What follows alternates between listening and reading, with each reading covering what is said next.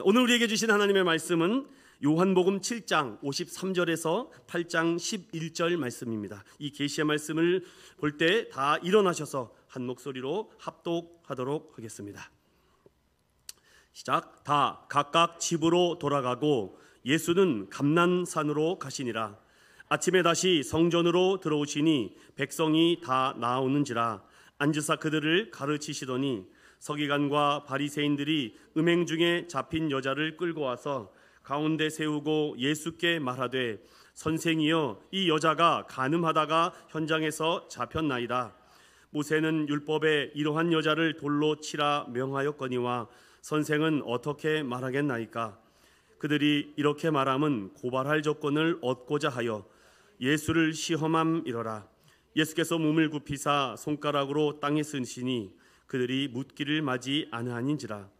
이에 일어나 이르시되 너희 중에 죄 없는 자가 먼저 돌로 치라 하시고 다시 몸을 굽혀 손가락으로 땅에 쓰시니 그들이 이 말씀을 듣고 양심의 가책을 느껴 어른으로 시작하여 젊은이까지 하나씩 나가고 오직 예수와 그 가운데 섰는 여자만 남았더라. 예수께서 일어나사 여자 외에 아무도 없는 것을 보시고 이르시되 여자여 너를 고발하던 그들이 어디 있느냐? 너를 정죄한 자가 없느냐? 대답하되 주여 없나이다. 예수께서 이르시되 나도 너를 정죄하지 아니하노니 가서 다시는 죄를 범하지 말라 하시니라. 아멘.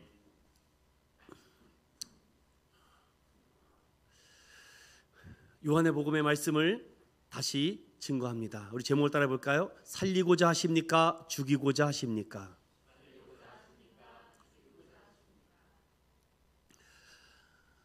행복은 강도가 아니라 빈도다라는 귀한 책의 글이 있습니다. 한 MBC PD가 세바시라는 프로그램에 나와서 행복은 강도가 아니라 많은 반복 빈도였다라고 고백합니다. 큰 행복을 추구하기보다 작은 행복을 여러 번 느끼는 것이 더 좋다라는 것이죠. 잔잔한 비에 젖는 행복감, 그 빈도가 우리의 가슴을 촉촉하게 적실 때가 더 많습니다. 어떤 사람은 이렇게 매일매일 작은 행복을 경험하기 위해서 그날 할 수 있는 작은 행복의 실천을 했다고 합니다. 몇 가지만 말씀드리면은 서울대학교 행복연구센터의 자료에 의하면 거울 보며 웃기, 문고리 잡고 기다려주기, 옆사람에게 칭찬 한마디 하기, 고생한 나를 위로하기. 저는 여기에다가 버스 하차할 때 벨 눌러주기. 이거 말고도 작은 행복들이 강도가 아니라 빈도이구나라는 것을 생각합니다. 여러분 그렇습니다. 뭐 행복만 그럴까요? 노래도 그렇습니다. 저는 고등학교 2학년 전까지 노래를 굉장히 못했던 사람입니다. 그런데 교회에 찬양 인도를 해야 되는데 찬양을 인도할 사람이 없어서 얼떨결에 고등학교 2학년 때부터 찬양 인도를 하게 되었죠. 정말 음영 시스템도 좋지 않은 상황에서 찬양을 하다 보니까 자꾸 생각하게 되고 또 다른 사람의 인도를 보게 되고 수많은 찬양을 듣게 되고 반복하다 보니까 자꾸 따라하게 되는 것을 알았습니다. 흉내도 냈죠. 그리고 그들이 하는 제스처나 표정까지도 제가 주의 깊게 살펴본 것 같아요. 그러면서 어느 순간 노래가 좋아지다 보니까 노래도 또 즐겨 부르게 되었습니다. 노래만 그런가요? 운동도 그렇습니다. 갑자기 몰아서 2, 3일 열심히 했다고 근육이 생기지 않아요. 매일매일 반복적으로 작은 실천을 세울 때에 근육통에 시달리지 않고 우리는 오히려 건강해질 수 있다라고 하죠. 저희 어머니 저에게 그렇게 말씀을 하세요. 목회는 100m 달리기가 아니다. 마라톤이다. 한꺼번에 왕창 뭐 하려고 하지 말고 그렇게 되지도 않았다. 40년 목회하신 분의 말을 겸손하게 경청해야 되지 않겠습니까? 저도 그렇게 생각하고 있습니다. 하려고 합니다. 목회는 마라톤이구나. 성도들에게 어떤 큰 행복을 한꺼번에 안겨주는 목회자가 아니라 작지만 하나의 행복, 육행시를 하면서도 행복을 느낄 수 있고. 그런데 여러분 그거 아십니까? 술을 먹어도 행복합니다. 좋은 데 가도 행복합니다. 내가 원하는 물건을 구입해도 행복합니다. 그런데 그 행복이 지속되지는 않아요. 매일매일 좋은 것을 먹어야 되고 만나야 된다면 얼마나 어려운 삶이 될까요? 한 CCM 가수가 부른 찬양의 가사입니다. 세상은 알 수 없는 하나님의 선물을 나는 받았다라고 말하며 화려하지 않아도 정결하게 사는 삶이 행복했습니다. 가진 것이 적어도 감사하며 사는 삶이 행복했습니다. 하나님의 자녀로 살아가는 것이 최고 행복입니다 라고 고백한 이 작사와 작곡가의 고백과 같이 여러분은 언제 행복하십니까? 비록 짧은 작은 삶 주투대로 사는 것이 진정한 행복이라고 느끼면 진정한 회심자여 거듭난 자의 삶이 아닐까요? 세상은 편견과 등급으로 가득하여 우리가 살 수 없고 숨막히게 만듭니다. A부터 B, C, D 등급을 매겨놓고 너는 낙제야, 페일이야 하고 F 등급을 매겨버리는 그런 사회입니다. 고기도 2뿔, 3뿔이 있습니다. 그런데 인간의 평가 기준에 따라서 우리는 어떠한 낙인이 찍히는 이 세대입니다. 너는 F야. 그러면 평생 F가 될 수밖에 없죠. 성경은 그것을 정죄라고 말합니다. 창조주 하나님을 만나지 못한 인생이 진짜 F 아닐까요? 하나님의 관계를 회복하지 못하고 그냥 그렇게 살아가는 게 F 아닐까요? 무엇을 찾아 행복을 원하십니까? 가장 인생에 불쌍한 사람을 뽑자면 하나님을 만나지 못한 사람일 것입니다. 하나님과의 관계를 회복하지 못하고 그냥 그럭저럭 살아가는 인생이 가장 안타까운 삶 아닐까요? 그들도 살고자 합니다. 죽기 싫어합니다. 그런데 그들의 영혼은 죽어가고 있다면 육신은 계속해서 우리를 거부하고 있습니다. 우리의 삶을 영원토록 살게 하는 분을 만나지 못하게 하기 때문이죠. 사랑하는 여러분, 오늘 요한복음 8장 시작되는 이 말씀은 앞으로 우리에게 정말 중요한 메시지를 담고 있습니다. 에고 에이미, 나는 무엇이다. 나는 무엇이다. 이미 7장까지 나는 생명의 떡이다 라고 예수님은 말씀하셨습니다. 오늘 이 8장부터 시작되는 이 말씀을 통해서 여러분, 우리 인생의 가장 행복한 순간은 하나님을 인격적으로 만나고 그 복음 안에서 자유함을 얻고 그 복음 안에서 참된 행복을 찾는 자인 줄로 믿는 저와 여러분 되시길 축원드립니다. 오늘 본문의 말씀입니다.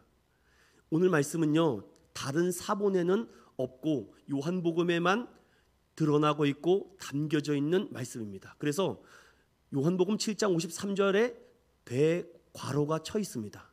11절까지 대괄호가 쳐 있는데 여러분, 저명한 사본들이 있습니다. 시내산 사본, 알렉산드리아 사본, 사해 사본, 그리고 바티칸 사본, 여러 사본들이 있는데 그 중요한 사본 중에는요, 이 얘기가 누락되어 있어요. 그래서 성경을 읽다가 이렇게 대괄호가 쳐 있는 것은 어떤 사본에는 있지만 어떤 사본에는 없기 때문에 대괄호가 쳐 있지만 오늘 이 주시는 하나님의 메시지는 우리에게 생명을 살리는 중요한 포인트가 있습니다. 그럼 오늘 본문의 말씀을 따라서 여러분 저와 함께 이 여행을 한번 떠나보겠습니다.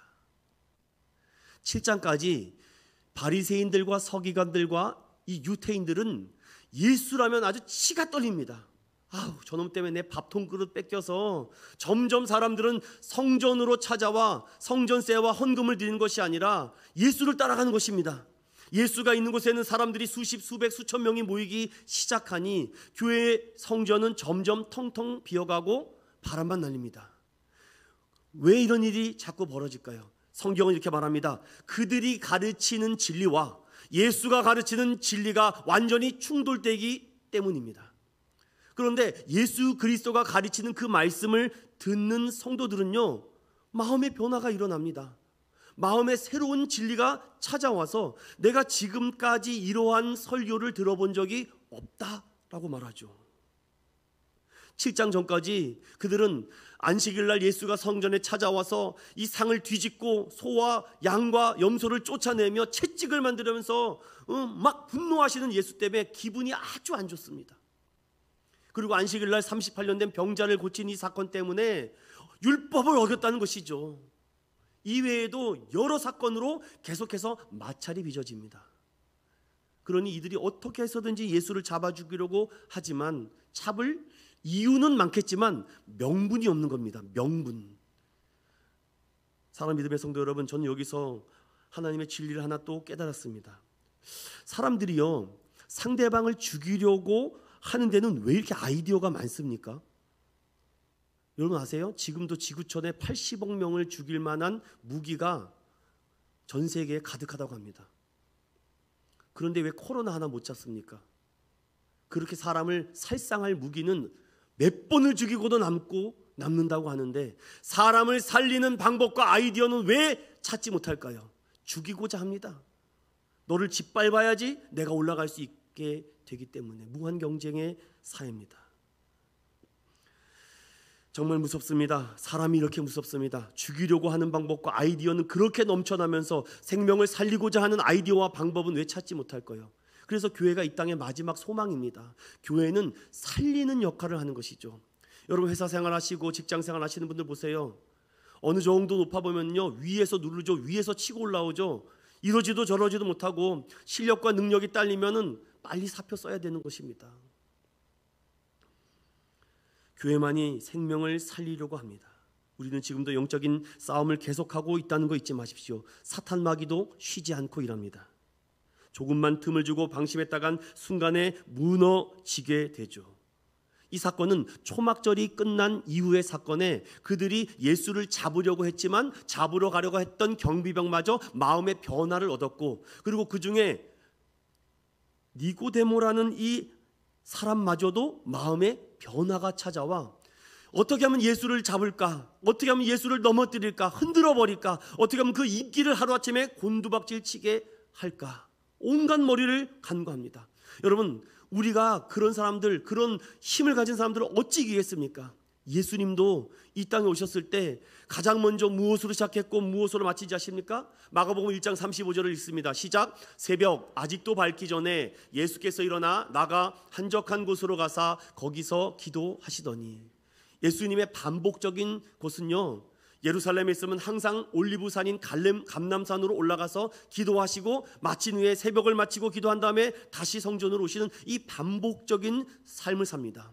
다른 지역에 가서도 항상 기도로 시작하고 기도로 마친 다음에 사람들을 만나서 천국 복음과 하나님 나라와 많은 영혼들을 치유하셨다는 것이죠. 그런데 여러분, 자신 있으십니까? 기도하지 않고도?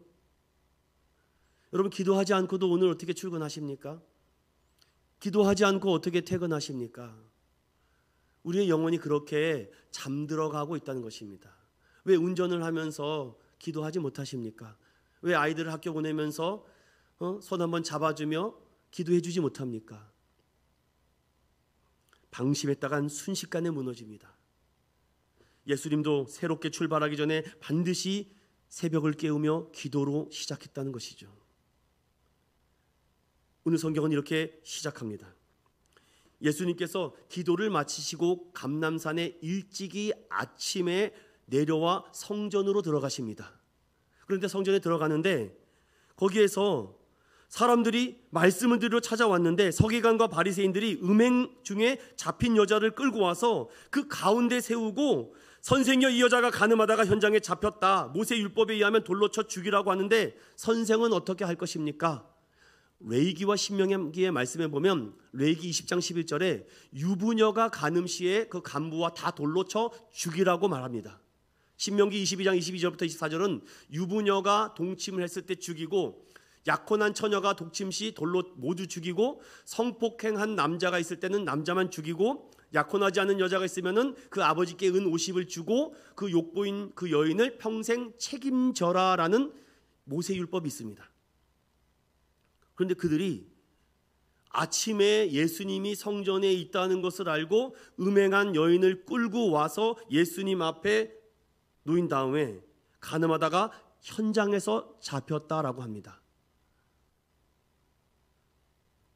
그리고 모세 율법에 이러한 사람들 돌로 쳐 죽이라고 하는데 예수 당신은 어찌할 것입니까? 뭔가 냄새가 납니다. 함정의 냄새가 나요. 여러분 어떻게 생각하십니까?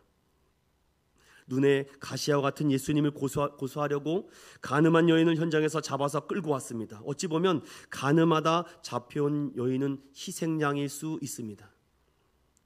사탄 마귀는 특별히 영적으로 무딘칼을 갈고 있는 영혼들을 희생양으로 잡습니다. 그래서 교회 안에서도요, 영적으로 해롱해롱 나는 사람에게 시험이 찾아와요. 정신 차려야 됩니다. 현장에서 가늠하다 잡힌 이 여인, 어떻게 이렇게 잡혔는지, 이 여인이 유부녀일 수 있습니다. 그런데 여기서 뭔가 의심스럽습니다. 가늠은 혼자만 합니까? 남자가 어디 갔어요? 남자도 같이 데리고 와야죠. 그럼 도망갔습니까? 이 사람이 현장에서 잡혔다는데 뭔가 이거는 다른 꿍꿍이가 있습니다. 그들의 계략이고 현장을 고발하는 즉결 심판이죠. 모세 율법을 따르면 그 현장에서 그 여인에게 돌로 쳐야 되겠죠. 근데 왜 하지 않고 예수님에게 끌고 왔을까? 결국은 요한의 시각으로 이 사건을 이렇게 말합니다. 6절을 나가시고 봅니다. 시작. 그들이 이렇게 말함은 고발할 조건을 얻고자 하여 예수를 시험함이러라. 예수께서 몸을 굽혀 손가락으로 땅에 쓰시니, 성경은 분명히 말합니다. 고발할 조건을 얻고자 하여 예수를 시험했다. 이런 율법 논쟁만 한 것이 아니라 성경은 다른 부분엔 세금 논쟁, 그리고 부활 문제, 그리고 또 다른 율법의 문제를 가지고 계속해서 예수님을 잡아 넘어뜨리려고 합니다. 뭔가 명분이 있어야죠. 사랑하는 우리 인천은교회 성도 여러분, 간곡하게 목회자로서 부탁드립니다. 제발 어디 가서 빈총이라도 맞지 마세요. 빈총 맞고 와서 교회에서 나 시험 들었다고 그러지 마세요. 빈총 맞지 말라고 그렇게 설교를 했는데도 여러분이 듣지 않은 건 아닙니까? 빈총 맞고 와서 죽니 사니 죽니, 안타깝습니다. 목회자도 동일합니다. 빈총 맞지 않으려고 정신 차려야 돼요. 빈총 맞고 와서 꼬투리 잡혀서 이러쿵저러쿵 기사에 올리고, 이거는 큰 어려움입니다. 저는 오늘 이 말씀을 가지고 세 가지로 압축하여서 여러분과 함께 이 말씀을 은혜 나누려고 합니다. 따라해 볼까요? 첫 번째, 모세의 율법인가 로마의 율법인가? 이러한 상황이 저와 여러분에게 혹시 부딪힌다면 저는 진퇴양난입니다. 영적 딜레마에 빠져요. 어떻게 해야 될지 모릅니다. 하나님의 법을 따라야 되는 것인가, 아니면 세상의 법을 따라야 되는가? 그런데 여기서 중요한 법령이 있습니다. 당시 이스라엘은 로마에 속국되어 있기 때문에 사람들에게 뭐라고 모욕과 핍박은 줄 수 있을지 모르지만 사람을 사형시키는 권한은 그들에게 없습니다. 아무리 모세 율법을 가지고 있다고 해도 그들은 사람을 사형시키기 위해서는 로마의 판결을 받아야 됩니다. 그러니까 이 상황 자체는 완전히 주작이라는 것이죠. 예수님께서는 그들의 고소에 대해 모세의 율법대로 하라고 해도 문제가 될 것입니다. 가늠하다 잡혀온 여인을 용서해 주라고 말할 수도 없는 진퇴양난의 상황입니다. 만약에 모세의 율법대로 하라고 했다면, 아니 그렇게 사랑하라고, 그렇게 용서하라고 가르치신 주님이 아니 이 여인에게 어찌 죽이라고 하시는가? 아마 물고 늘어지지 않을까요? 참 물고 늘어지는 사람 무섭습니다. 자기 말이 옳다고 하는데, 여러분 요즘은 소리 버럭버럭 지른다고 이기지 못합니다. 블랙박스가 다 있어요. CC 카메라가 다 있기 때문에 다 지켜보고 있습니다. 그런데 왜 하나님이 지켜보시는 것은 두려워하지 않습니까? 블랙박스와 CCTV는 두려워하면서 왜 하나님이 불꽃 같은 눈동자로 우리의 삶과 우리의 삶을 지켜보시는데 왜 두려움이 안 생기고 경외함이 생기지 않습니까? 그러니 자꾸 로마의 율법과 모세의 율법을 따르고 있지 않습니까? 가늠하다 잡혀니 여인을 용서해 주라고 하면 모세의 율법을 무시하는 거라고, 하나님을 무시하는 거라고, 신을 모독하는 거라고, 그들의 속셈이 뻔합니다. 그러니까 예수님이 어떻게 합니까? 아무 말도 안 해요. 예수님은 그들의 질문의 의도를 너무 잘 알기 때문에 예수님은 몸을 굽혀 땅바닥에 무엇이라고 쓰십니다. 뭐라고 써요 이렇게. 말씀 준비하고 그들을 가르치시기도 바빠 죽겠는데 참 어떻게 사람들은요 예수를 죽이고자 혈안이 돼 있습니다. 어떻게 그 시간과 그 노력이 아깝지 않습니까? 그 시간에 차라리 생명을 살리고 영혼을 위해서 기도하고 봉사하고 헌신했다면 더 큰 하나님의 축복을 받았는데 오히려 그는 3년 내내 예수를 죽이고자 따라다니는 그 사람들 정말 끈질깁니다. 여러분 예수님은 어떻게 합니까? 땅에 글씨를 쓰는지 뭐라고 써요? 여러분 지금까지도 예수님이 뭐라고 쓰는지 모릅니다. 성경이 말하지 않으면은요 자꾸 추측하지 마세요. 오히려 잘못된 신학으로 넘어갑니다. 여러분 이 여인을 보십시오.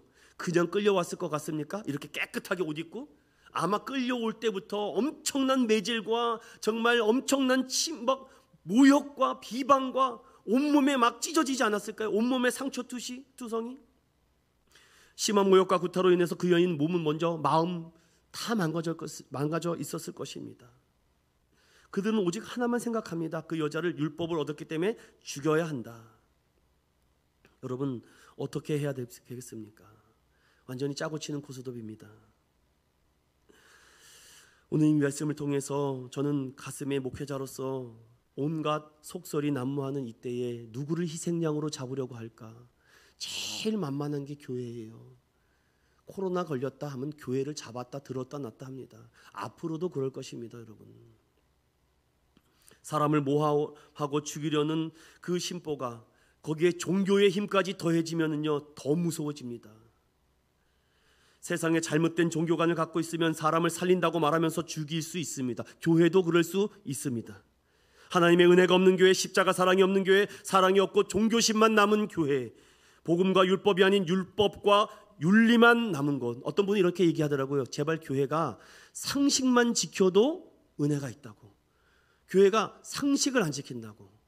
저는 종종 이 교회 앞에 마당을 지나갈 때마다 이해할 수 없는 게 하나가 있습니다. 요즘 이제 뭐 비닐봉투 이거 못 쓴다고 합니다. 다 이제. 아니 커피나 음료를 마시고 어쩜 그 교회 담벼락에다 딱 놓고 갑니까? 그 신기한 신부입니다.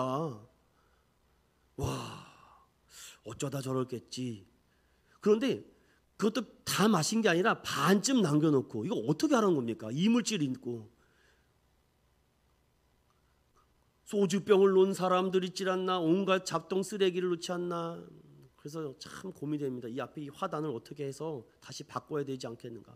병원간 며칠 전에는 성탄 트리를 막 작업하고 있는데 요즘 신세계 아파트로 넘어가는 사람들 많지 않습니까? 그래서 반려견을 끌고 다니는 사람들이 많아요. 근데 참 놀라운 진리가 역사가 벌어지죠. 꼭 그걸 보려고 한 게 아니라 성탄 트리 하고 있다가 위에서 이렇게 보는데 지나가는 개님들께서 그쪽에서 다 방뇨를 하시더라고요. 주님 기름진 땅을 주시니 감사합니다. 이렇게 기도해야죠. 뭐 어떻게 합니까? 또 저렇게 알아서 또 알고 쑥쑥 자라게 저렇게 뭔 소리 하는 겁니까 지금? 근데 그게 그냥 속상한 겁니다. 하나님의 전이 더럽혀지는 것 같아서 너무 화가 나는 거예요. 막 정말 마음 같아서는 뛰쳐내려가서 아니 쌀 데가 여기밖에 없습니까? 저기도 있고 여기도 있는데 왜 하필 교회 앞에 거기서 쌉니까? 라고 말하고 싶지만 또 하나님의 영광을 가니까 봐. 아유 이쁘구나. 걔가 참 아름답구나. 사랑스럽구나. 그래서 또 감동돼서 야, 이 목사는 걔도 사랑하는구나. 또 교회 올 때 또 누가 합니까? 이게 목회자의 마음입니다, 여러분. 그리고 또 낙엽을 쓰는 거죠. 예수님의 마음을 돌아봤습니다. 아니 너희들은 그렇게 내가 하나님의 율법이 아닌 은혜를 말하고 있는데도 깨닫지 못해요. 뭐라고 썼을까? 뭐라고 썼을까? 과연 우리 신앙과 믿음은 우리 인천은교회는 생명을 살리고자 행동하고 있고 결단하고 있는가? 아니면 죽이고자 하는가? 하나님의 말씀은 생명을 죽이고 힘들고 난처하게 만드는 것이 아닙니다. 여러분 성경 말씀 듣고 여러분들에게 위험과 공포를 조장해서 너네들 이때로 안 살면은 다 죽어 이렇게 공포와 조장하는 게 아닙니다. 성경은 분명히 이렇게 말씀합니다. 누가복음 19장 10절 읽습니다. 시작.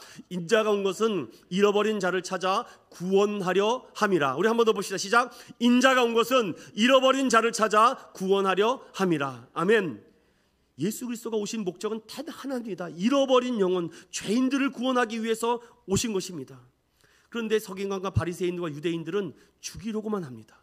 고린도전서 15장 2절입니다. 시작. 너희가 만일 내가 전한 그 말을 굳게 지키고 헛되이 믿지 아니하면 그로 말미암아 구원을 받으리라. 아멘. 이 말씀을 듣고 경청하고 굳은 신뢰로 지키는 자, 그로 말미암아, 그 믿음으로 말미암아 구원을 받는다라고 약속하지 않습니까? 여러분 자꾸만 의심이 들고 뭔가 마음이 낙심이 되고 좌절할 때마다 약속을 붙드세요. 제발 좀 약속을, 언약을 붙잡아야죠. 아브라함도 언약을 붙잡고 우르를 떠나 가나안 땅으로 갑니다. 이삭도 언약을 붙잡습니다. 야곱도 언약을 붙잡습니다. 요셉도 언약을 붙잡으니까 그가 보디발의 집에서 그렇게 살 수 있지 않았습니까?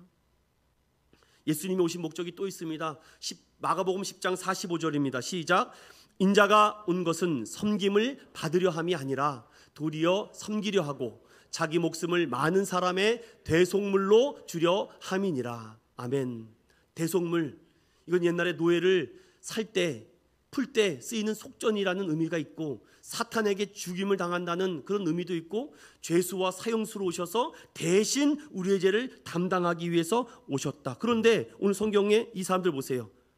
이 사람들은 그 여인을 무조건 죽이려고 하는 생각만 갖고 있지 어떻게 이 여인을 살릴까라는 생각은 한마디도 없어요.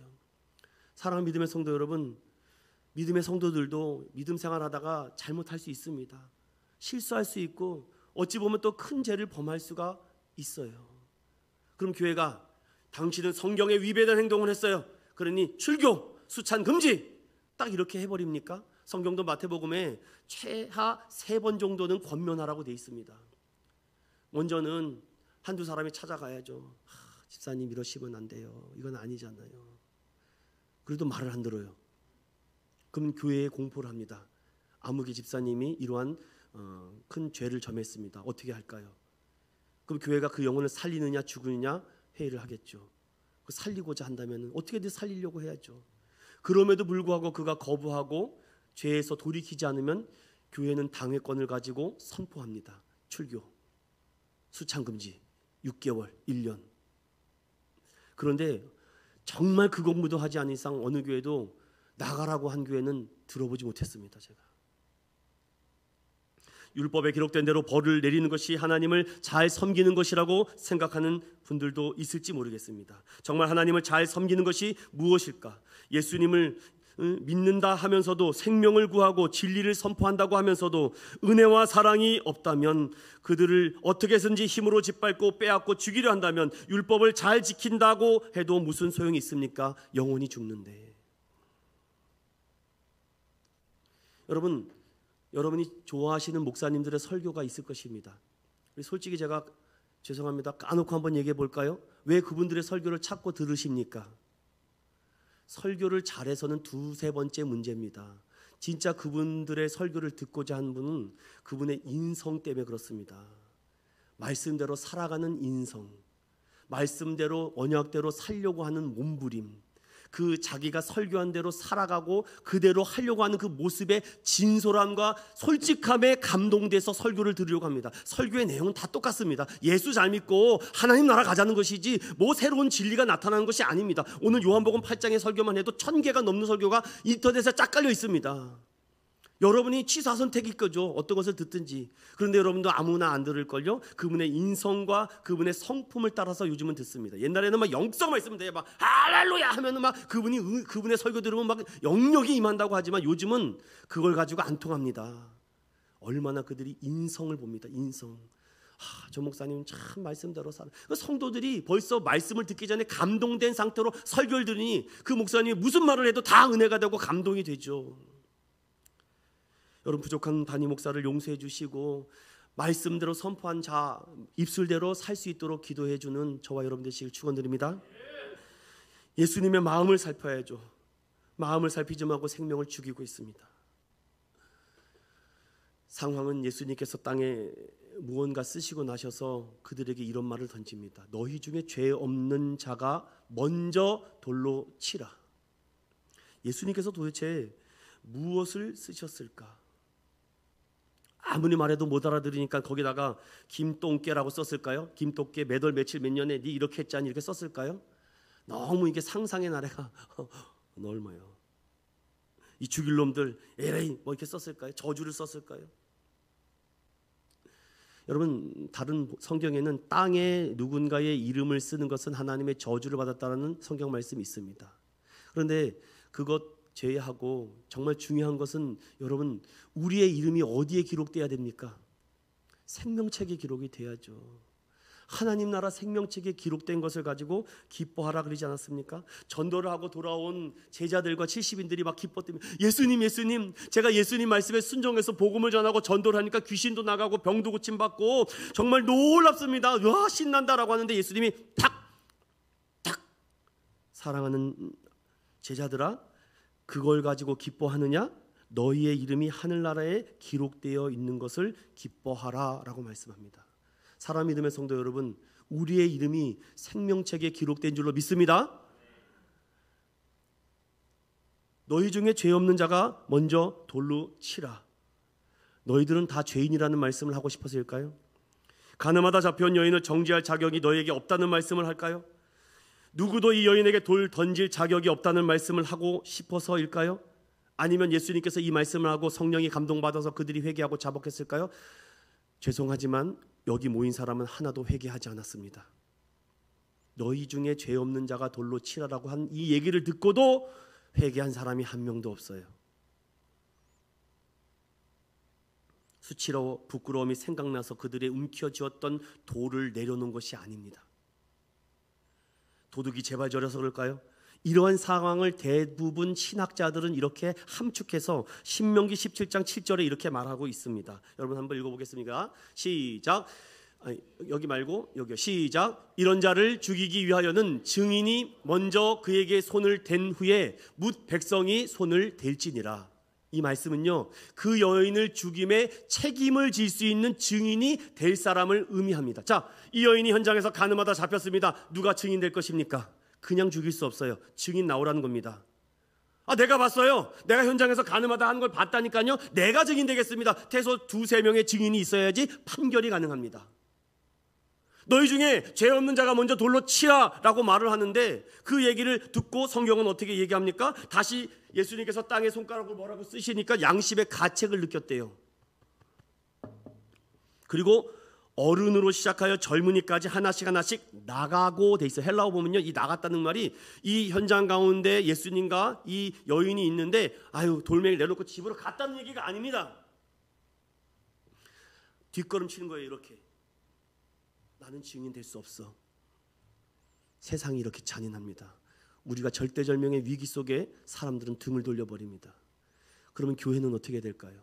그리스도인들은 그들에게 등을 돌려야 합니까?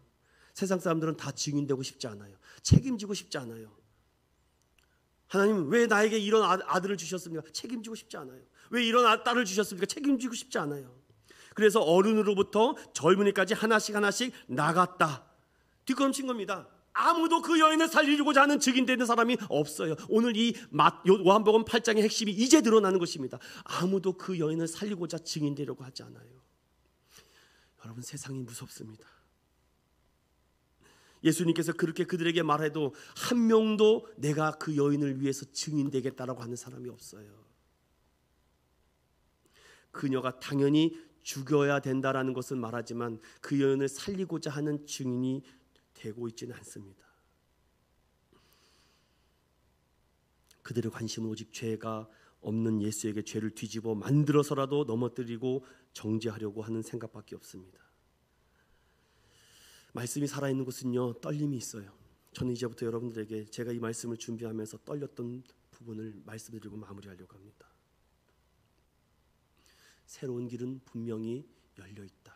그러나 예수님은 얼마든지. 다 사람들이 뒷걸음칩니다. 나는 저 여인의 죽음에 책임지고 싶지 않아. 여자여, 사람이 어디 있느냐? 너를 정죄하던 사람들이 어디 있느냐? 그 여인이 몸을 부들부들 떨어요. 나를 책임져 줄 사람이 하나도 없어요. 이 여자는 가해자가 아니라 피해자이기 때문입니다. 너를 정죄한 사람이 하나도 없느냐? 그 여인이 떨리는 음성으로 주님, 한 사람도 없어요. 나를 책임져 주는 사람이 하나도 없어요.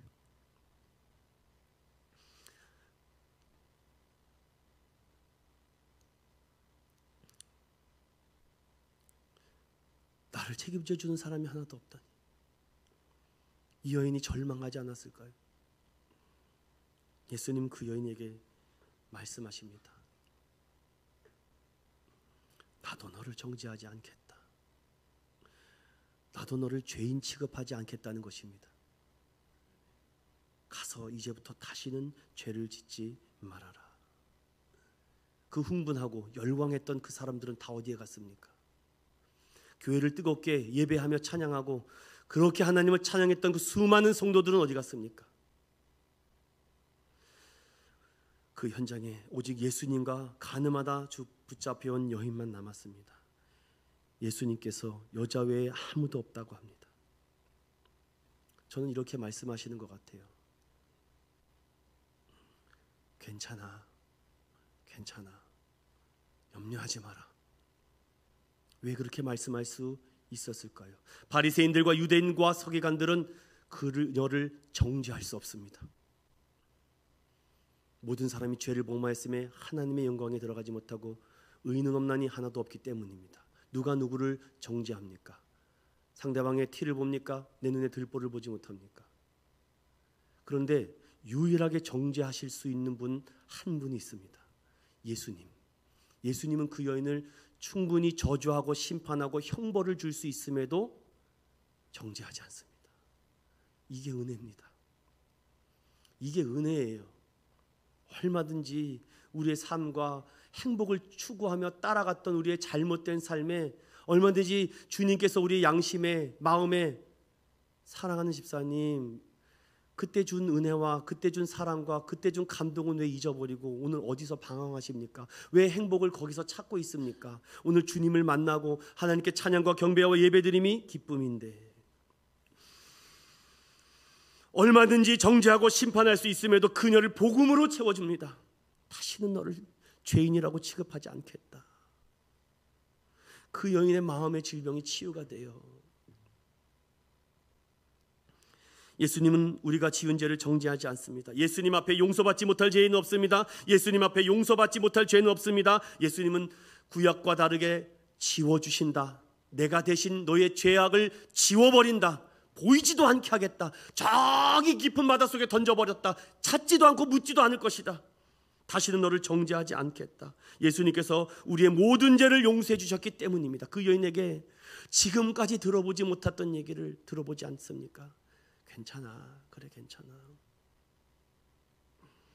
예수를 믿고 가장 행복했던 순간이 바로 나의 죄를 용서받은 사건 아니겠습니까? 구원받은 우리의 은혜. 예수님은 거기에 한마디 더 붙여 그렇다고 해서 네가 마음대로 죄를 짓고 또 용서해 준다는 말을 하는 것이 아닙니다. 내가 정죄받지 않는 것처럼 남을 정죄하지 말라. 정죄하지 대신 그들에게 네가 받았던 은혜의 그 사랑을 전해줘라. 괜찮다.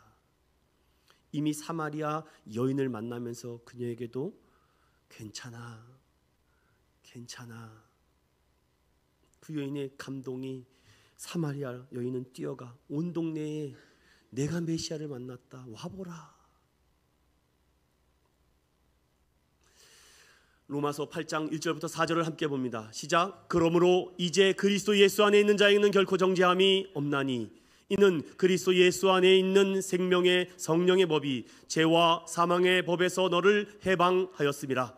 율법이 육신으로 말미암아 연약하여 할 수 없는 것을 하나님은 하시나니 곧 죄로 말미암아 자기 아들을 죄 있는 육신의 모양으로 보내어 육신의 죄를 정하사 육신을 따르지 않고 그 영을 따라 행하는 우리에게 율법의 요구가 이루어지게 하려 하심이라.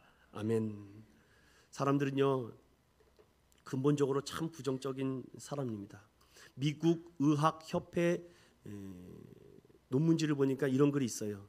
지난 35년간 발표된 논문 중에 우울증, 두려움, 불만, 불면증, 부정적인 인간의 심성에 관한 연구에 대한 논문은 40만 건이 넘는데 인간의 즐거움, 기쁨, 감사, 행복에 관련된 이 논문은요 고작 40건밖에 안 된다고 합니다. 너무 극단적입니다. 그런데도 사람의 마음에 부정적인 이 생각들이 안 사라져요. 인간이 얼마나 부정적인 감정에 쉽게 사로잡혀 있는지 들키고 싶어하는 것에 두려움이 있습니다. 전 옛날에 했던 한 드라마 장면이 생각나서 소개해드리고 마치려고 합니다. 사이코지만 괜찮아라는 드라마 중에 문강태와 문상태 이 두 형제가 나눴던 버스 안에서 대화합니다. 형은 발달자대 상급 고기능 자폐를 가진 문상태 형, 그러나 정상적인 동생 문강태. 강태는 형 때문에 항상 쫓겨다닙니다. 환상을 보고 환청을 보긴 이 형 때문에 한 곳에 오래 정착하여서 살 수가 없습니다. 자신의 인생을 찾지 못하고 행복을 찾지 못하고 형을 위해서 모든 인생을 바칩니다. 부모도 이미 다 떠난 상태입니다. 형이 위해서 자신이 희생하며 이 삶을 살아가고 있습니다. 이 형은 아무것도 모르고 자기 생각과 좋고 싫음을 감정을 보이는 그 표정만을 가지고 읽습니다. 그 타인의 미세한 표정을 관찰해서 상대방의 감정을 읽을 수 있는 자폐를 갖고 있기 때문이죠. 그래서 늘 버릇처럼 형이 동생의 얼굴을 유심히 봅니다. 아, 제가 오늘 기쁘네, 제가 오늘 슬프네, 제가 화나네. 그런데 동생의 모습은 하루하루 지쳐가고 고달픕니다. 언제까지 이렇게 살 수 있을까? 매일 밤마다. 어느 날 동생과 형이 버스를 타고 형을 발을해 주는데 티격태격합니다. 그러자 형 상태가 동생 강태에게 뜬금없는 말을 합니다.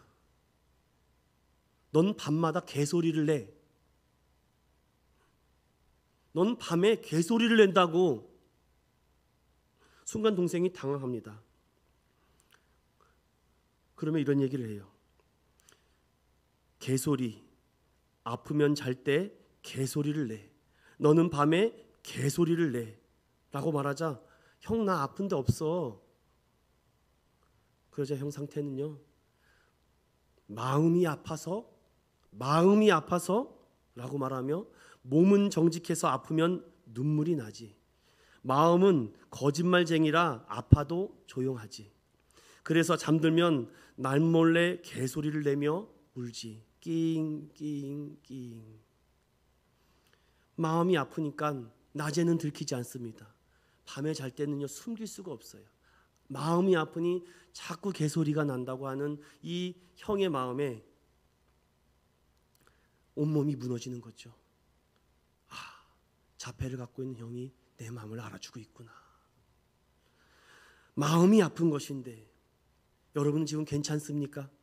영혼은 평안하십니까? 건강하십니까? 마음이 아파서 그런 거예요. 영혼의 마음이 병이 들면은 끼잉끼잉 소리가 납니다. 교회 안에서는 몰라요. 저 사람이 끼잉대는지. 그런데 집으로 가는 길에 자꾸 마음이 아파서 끼잉끼잉 소리가 나요. 삐그덕 삐그덕 소리가 납니다. 사람들이 영혼의 병이 들었는데 병을 치료받는 길이 한 길밖에 없는데 가늠하다 잡힌 이 여인도 마음이 너무 아픕니다. 괜찮다라고 말해주는 사람이 어떻게 한 명도 없이 다 뒷걸음을 치웁니까? 그녀에게 누가 손을 잡아줄 것입니까? 성경은 미워도 살인이요 음욕을 품어도 간음이다. 죽음의 현장 속에서 극적으로 여인은 죽지 않고 살게 됩니다. 주님과 1:1로 남은 그 현장 속에 복음의 능력이 나타납니다. 괜찮아, 염려하지 말아라.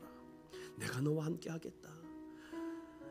예수 그리스도의 십자가 은혜가 그녀를 살게 한 것입니다. 은혜로만 들어갈 수 있는 그 은혜. 여러분 더 이상 어둠 가운데 다니지 마십시오. 빛 가운데 오십시오. 요한복음 8장 11절의 말씀은 우리에게 주님 아무도 없어요.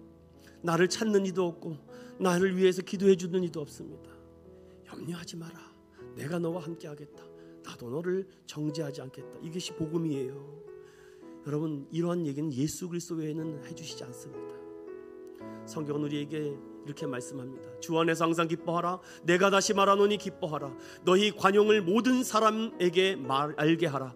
주께서 가까우시니라. 아무것도 염려하지 말고 다만 모든 일에 기도와 간구로 너희 구할 것을 감사함으로 하나님께 아뢰라. 그리하면 모든 지각에 뛰어난 하나님의 평강이 그리스도 예수 안에서 너희 마음과 생각을 지키시리라. 아멘. It's okay. 괜찮습니다, 여러분. 어떠한 모양과 어떠한 자세로도 주님께 나오면 돼요. 광야에 서 있으십니까? 괜찮습니다. 광야에서도 주님은 함께 하십니다. 오늘도 이 찬양을 고백할 텐데, 하나님, 나는 평생 나의 행복을 찾는 것이 아니라 생명을 살리는 것, 생명을 구원하는 일에 나를 사용해 달라고, 나의 물질과 시간을 사용해 달라고. 하나님, 그 영혼이 죽어가고 있는데 괜찮지가 않아요. 마음이 아프다니까요. 위로해 줘야죠. 누가 갑니까? It's okay. 사람을 살리는 저와 여러분 되시기를 예수 그리스도 이름으로 축원드립니다.